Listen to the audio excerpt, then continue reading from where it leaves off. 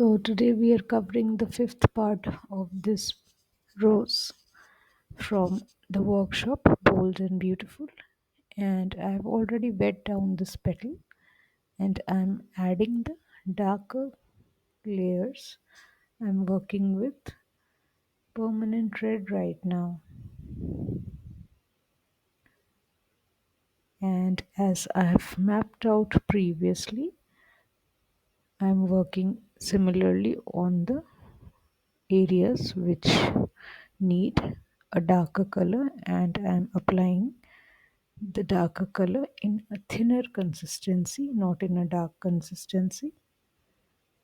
It is watery consistency which I am using. Watery consistency is basically the how water looks. We have to make a consistency of our paint and water, and it should be like water.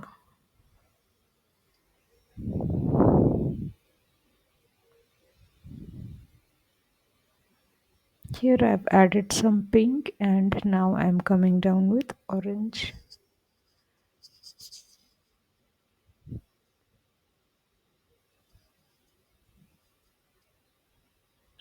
I'm also taking some water from the jar which is kept on my right,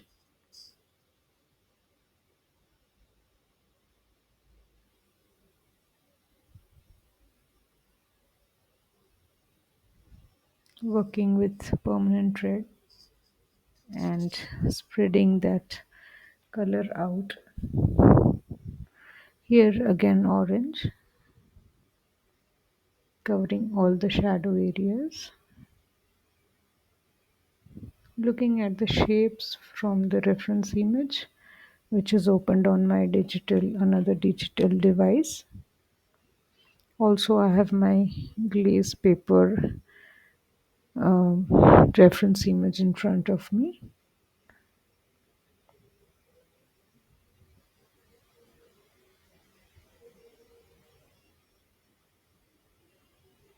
So this is a small area, so we can use a smaller brush. We need to use a smaller brush when we are doing a smaller area. And on top of orange I am applying red.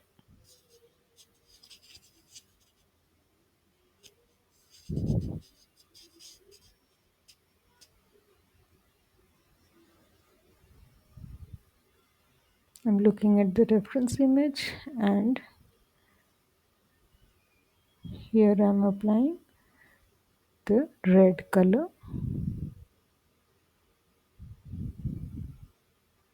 Perylene red, sorry, perylene maroon over here.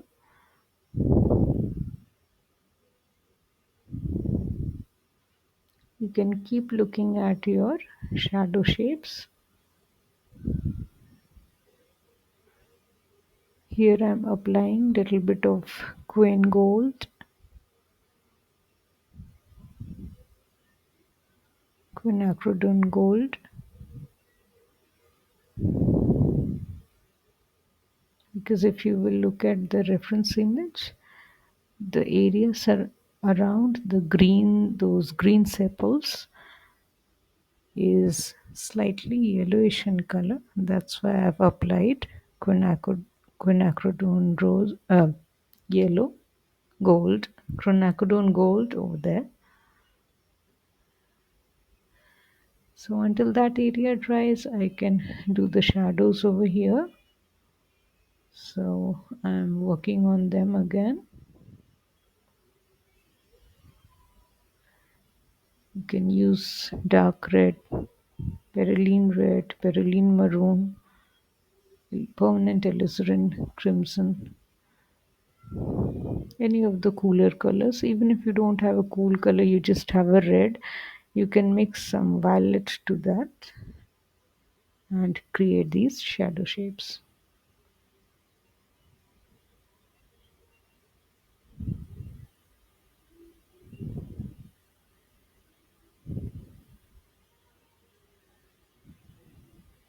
It is almost dark here, we hardly can see what shapes are there.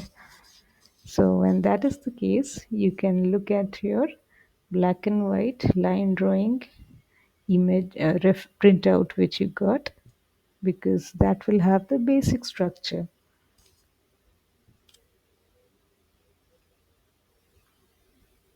and we can put down the basic structure from there.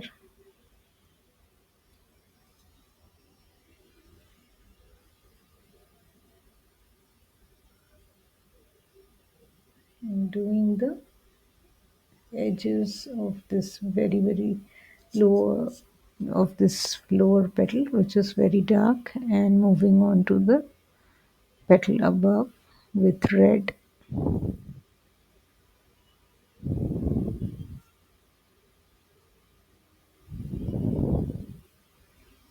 Now I will darken this area. I also in between dried this area and applied clean water so that I could now apply the blue. And because I was drying out with a hair dryer, I had paused the video. But as I'm applying the colors, I played it on again.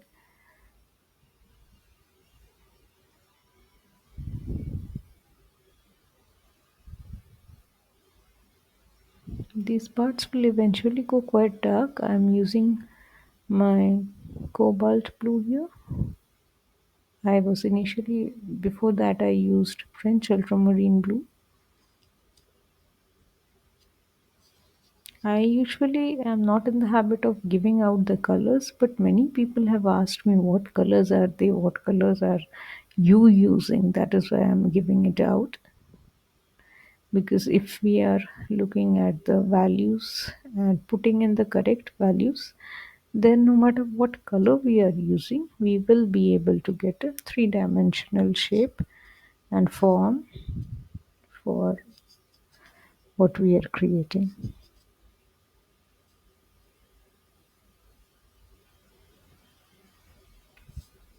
I just put in this color, and to me it is seeming that the paper is going dry very quickly. So I'm trying to apply some water on the edges. I've just increased the height of the camera so that you can see clearly. Sometimes it is beneficial to see it from a greater height than from, like now, like because I'm applying this water right now, no? Spreading that blue color. So you will be able to understand how the brush is moving when you can see it from high on top, instead of being very into the flower, into the petal. In for this petal again, as we are working, I don't need to take the camera to a very high angle, because you can see the movement, how it is happening.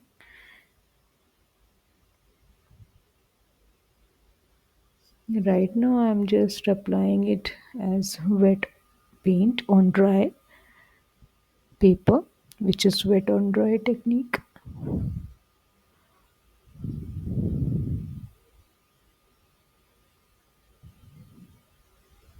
And I'm using Magello Mission Gold, Quinacridone Magenta.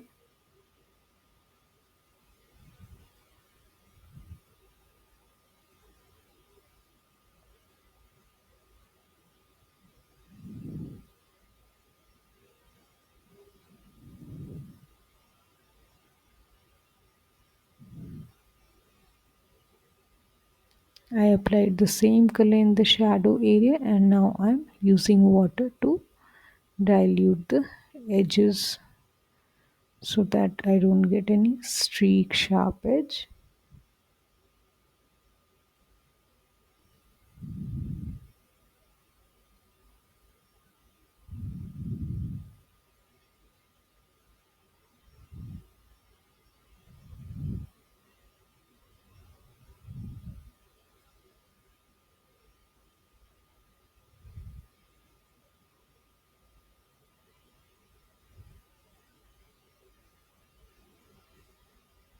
With the pink, I'm just creating all of these smaller shapes which I can see. This queen magenta from Magello Gold.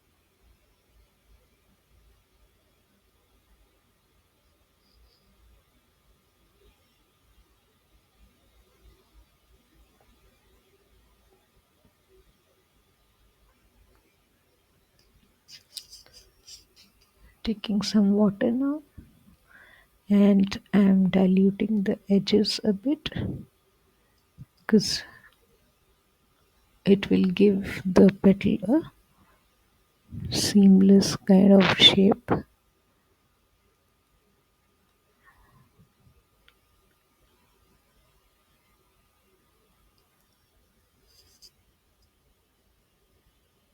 Because this petal is quite soft and that soft kind of petal, so we cannot have hard edges here on this petal.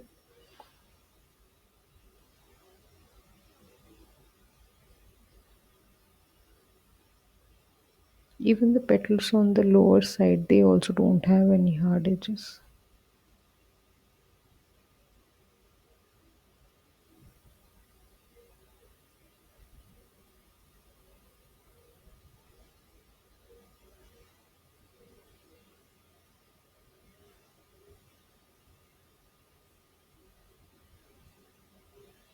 Right now I'm putting in little bit of permanent red and mixed with tiny bit of queen magenta.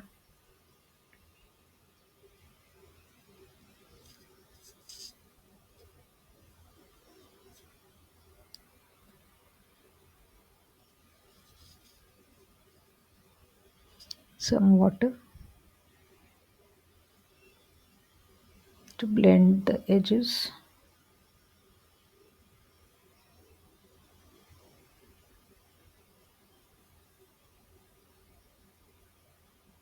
Now we are going back to the previous petal. So I see that there are these faint light lines.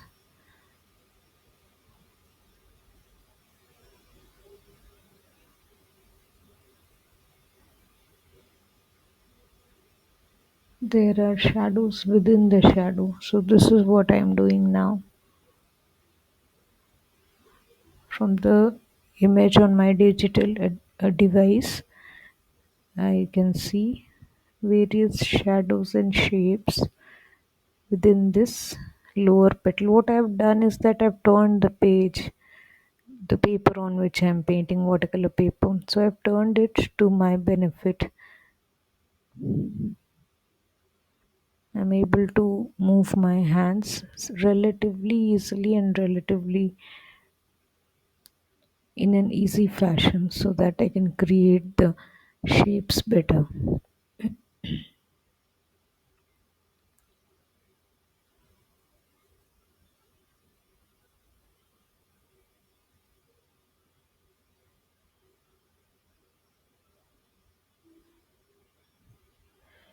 Trying to create the value differences here.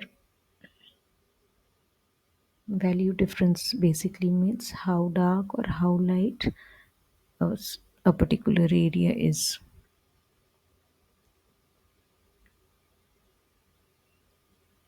Just changing my brush, cleaning it up on a tissue paper because there was some paint.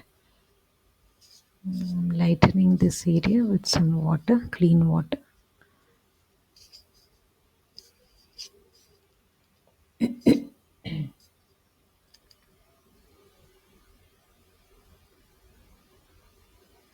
Taking that previous brush again and coming down with the shapes which I can see on my reference image, because pencil drawing is completely gone.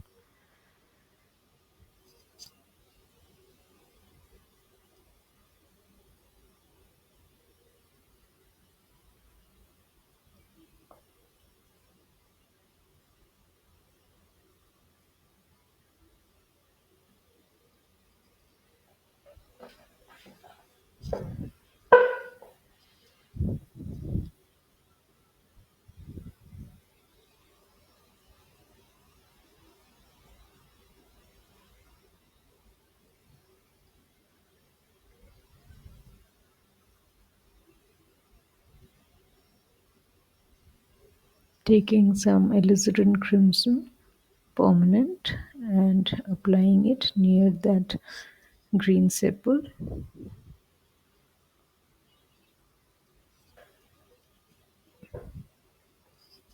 For this part we are not using yellow, we are using a dark color.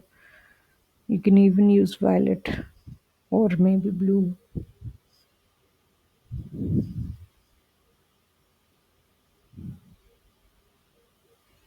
This area has developed a hard edge, but I'm doing this layer so the hard edge will melt down comparatively, and if required I will do another layer as well, and followed by a subsequent glazing layer. The hard edge will be mostly gone. Darkening this area with pink and red.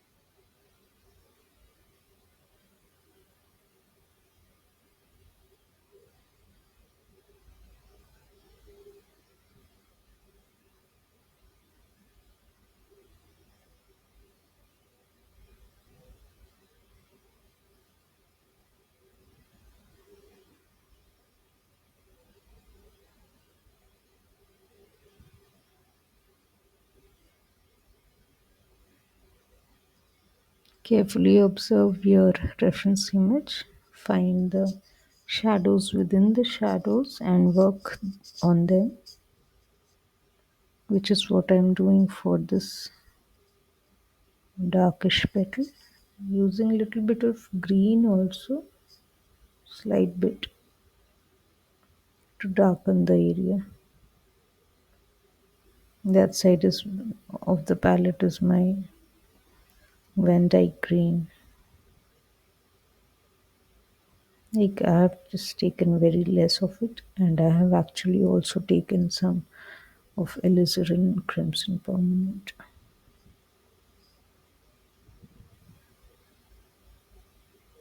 Going for alizarin now on.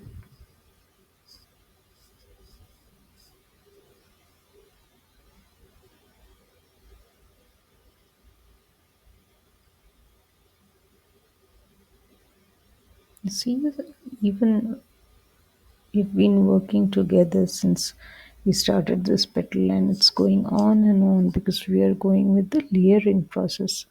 Layering process will help us make this petal look very much three-dimensional.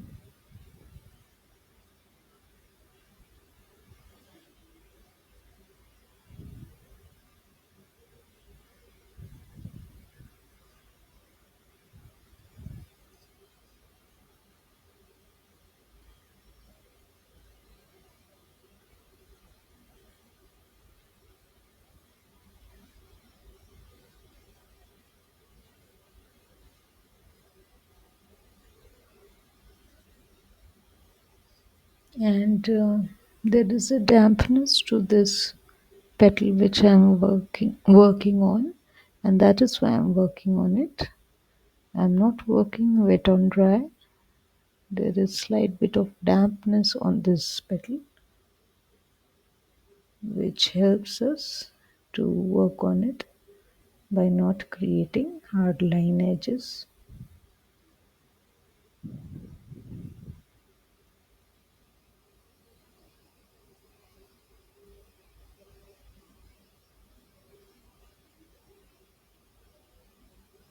And whenever you turn your reference image that suits your the movement of your hands, you should also, if you are using a physical or a digital reference image, you should turn that image also in the same direction, so that from your eye level, when you're looking at your reference image and then going on to paint the flower, both the things are in the same order, kept in the same order.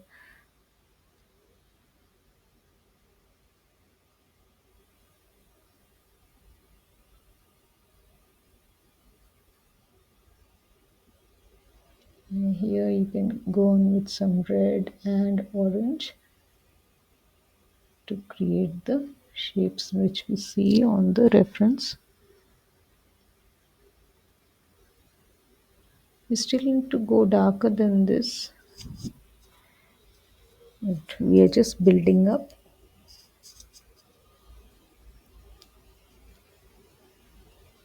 But I guess most of the petal, this petal is done, most of it.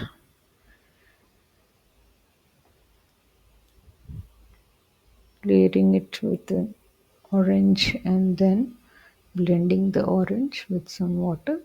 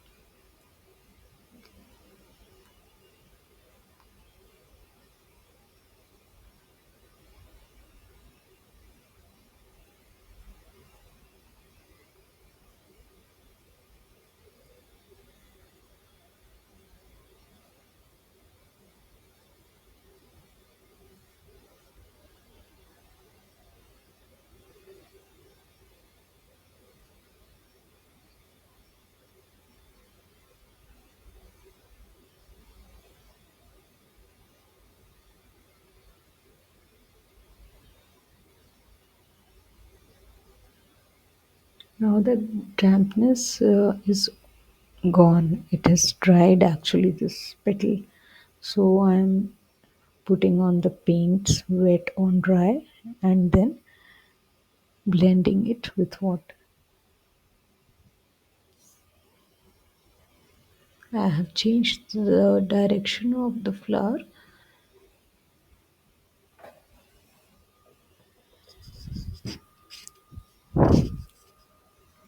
and have placed it in the same direction in which it was photographed by me while creating its reference image, because this position is also important for us to paint on.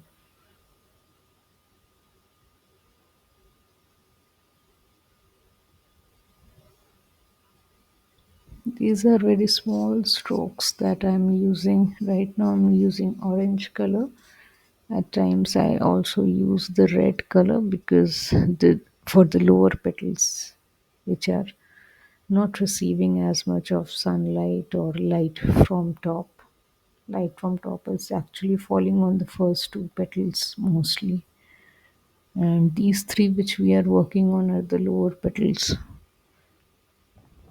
So those are mostly in the dark.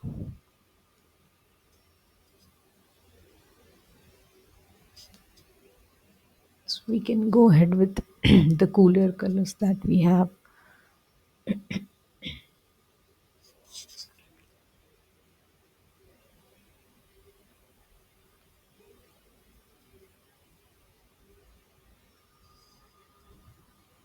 creating the smaller sections of the flower, I have opened my digital image because for this section I don't want to go wrong. It is part of extended part of the previous of the petal which we were working on.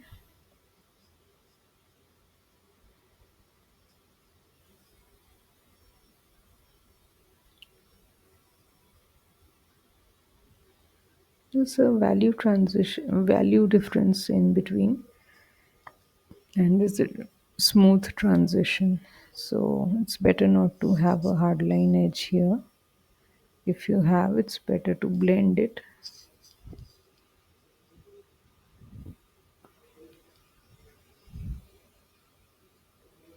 Blending with water just to wash your brush and dampen your brush with the water, and then apply it. Apply the water on any recently painted edge is what blending is about.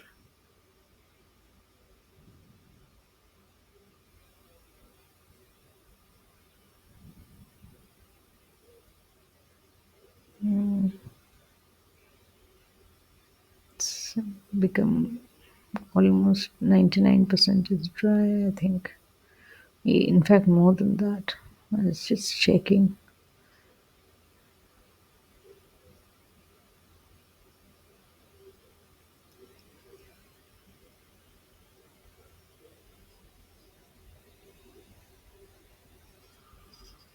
Using red and permanent alizarin.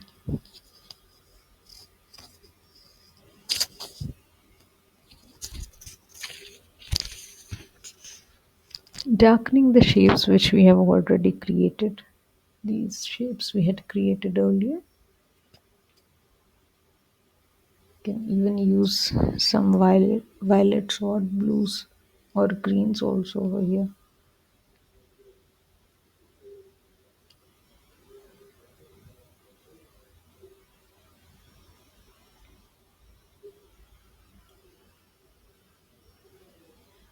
Now I'm going on top of that white section which was earlier left out, and it was like very much evident in streaking in our eyes. So that has pale dulled out because I've put in those paints over that whitish section.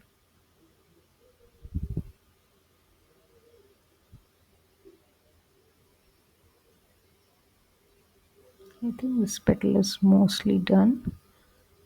Just two tiny bits here and there, and I'll call it a day. And it's looking nice as well, looking like a real petal. Just need to glaze, I guess, once.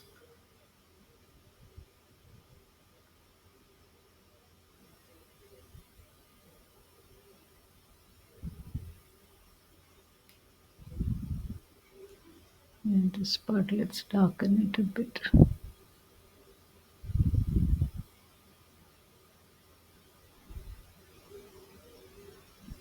Here again, it's best not to create any hard line edge.